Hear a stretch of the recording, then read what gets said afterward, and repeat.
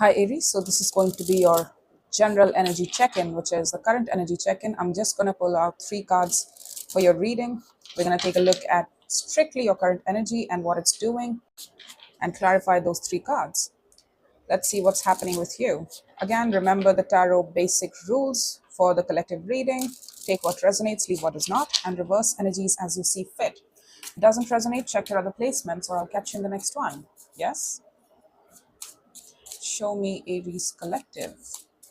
The current energy for Aries. What's happening? What's happening with you, honey? What's going on?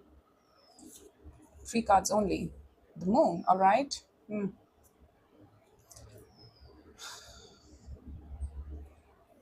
Page of Wands and the Ten of Swords. So you're telling me that there's something very confusing about an ending here. You're trying to learn more about that particular ending, something that hurts you a lot. And even if there is no ending here, to be honest, to be specific, it feels like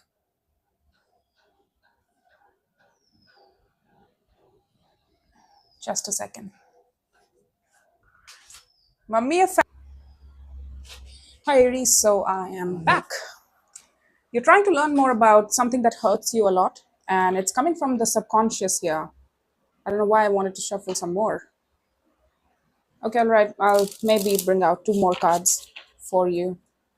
Let's do 2 more cards. I just feel like it. I was feeling pulled to bring out 2 more cards.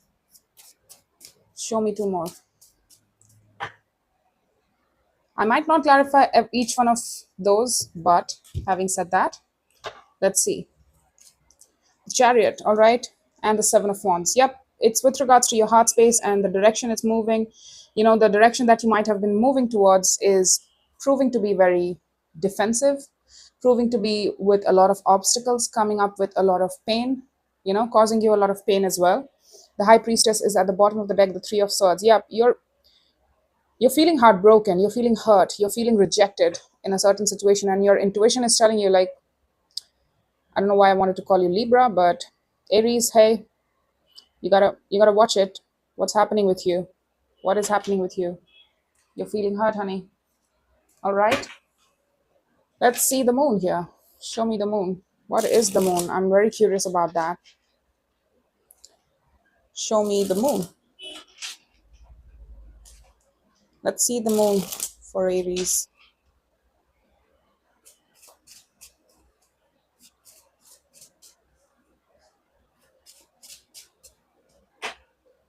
Show me the moon. Oh God. 8 of Pentacles, 2 of Wands, and the Queen of Pentacles. It's with regards to work. The workability of a situation, living in the here and now, what works around you, right? You're also telling me that you're very quiet about your business right now. It's like, I just focus on my own due diligence. I focus on my work. I am all about work right now, and I don't have time for anything else right now. It's like with the Pisces energy hovering above this work energy of yours, meaning you are being very private right now. You barely have time for anything outside of your work. It's like my whole attention goes to my everyday reality, my everyday balances, as well as things that stabilize me, things that make sense to me. The Page of Wands, Knight of Swords, Knight of Cups, and the 6 of Pentacles. That's why, you know, somebody is taking action towards you and you don't know. You don't know about that because you're focused on yourself. It's like you're in your own little bubble and there's somebody coming out of nowhere towards you through a message, but it's very swift. It might feel like very swift and haphazard.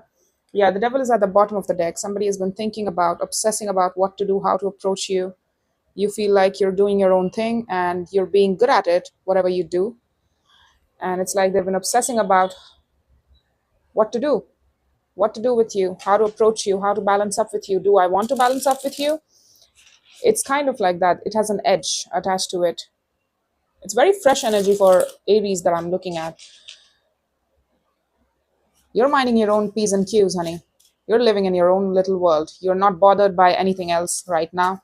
You're just all about your own stability and your comfort, your home space. You some of you might be renovating your home circles as well, like trying to improve your living conditions and your aesthetics too, home decor and stuff like that.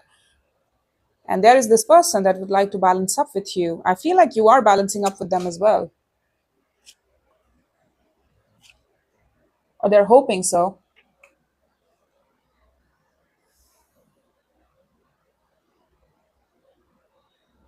What is going on here? There are too many people here.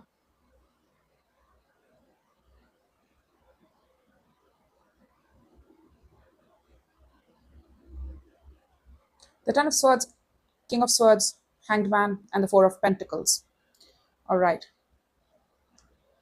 Intellectually speaking, I'm guessing it's not you. Somebody is holding on to the energy of an ending here.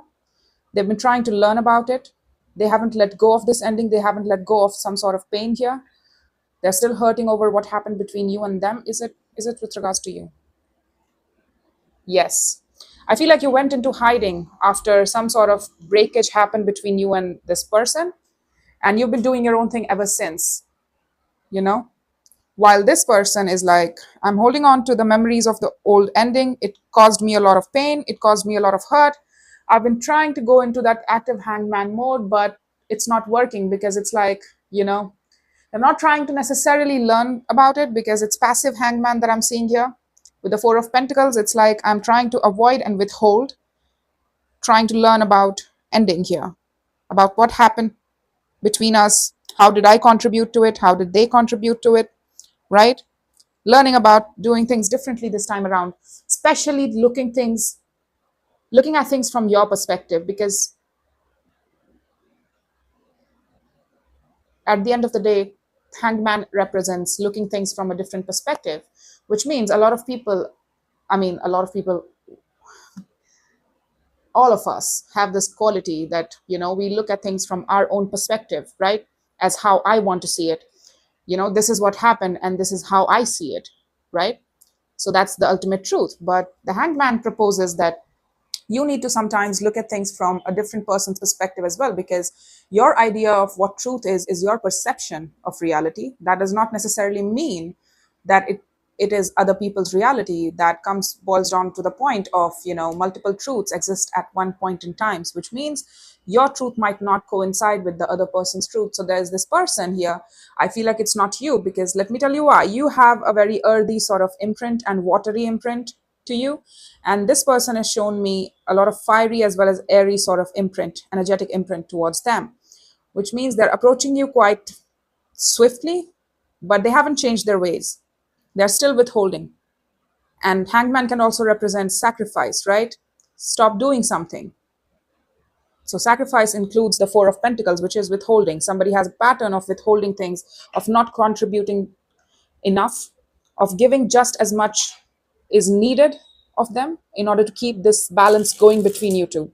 So they are not necessarily generous, they are just breadcrumbing. They just give in as much as they are obligated to, or that they feel like they need to, in order to keep you in their life. So it's like, you need to sacrifice that, but they are not ready to sacrifice it yet. It hurts them. They're causing themselves hurt more than they are to you. I mean, they are causing hurt to you, but they're causing themselves hurt more so, because they're not trying to change their ways. And I see them communicating to you, and you are communicating back to them. You're balancing up with them. You're choosing to. Yours is much more emotional approach towards this person. You feel a certain sense of emotional flow towards this person, love, adoration of some sort, while this person is much more perfunctory approach, right? Which is the Knight of Swords, meaning they're not necessarily trying to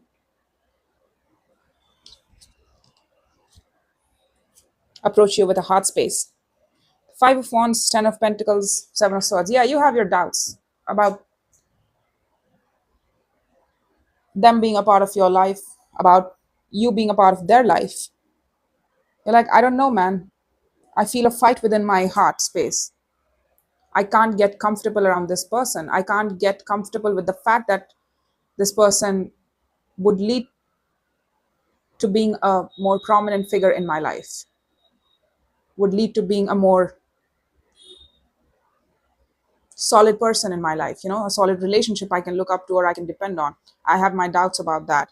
Despite the love I have for them, it does not matter because I can't move towards them confidently, because chariot at the end of the day is emotional confidence in a particular direction or a person. You can't seem to feel confident around this person. It's like you have to compete, you have to work hard, extra hard, to keep this person in your life, and it's causing you a lot of stress. Like, I don't know if I should be doing this. I have my doubts about this. Even if I fight for this, I am not sure if this would still end up sticking up with me 10 years down the line. I feel like it would just stick around as much as I fight for them, but they wouldn't fight for me at the end of the day. It's just about how much I'm willing to give in to this in order to keep them around. But it's not necessarily them fighting back for me or them. It's like you can't make them feel comfortable enough to open up towards you, to take you seriously, to build a life with you, even as friends. It doesn't matter. To build something substantial with you that is solid and that's going to be rock solid for the years to come, right? And you can't seem to convince them.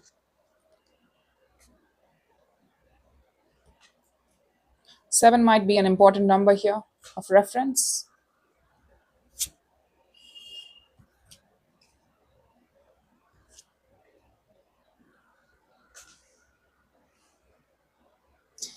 Yeah, you're reflecting on the fact that somebody tells you that they are open towards you, but they are not.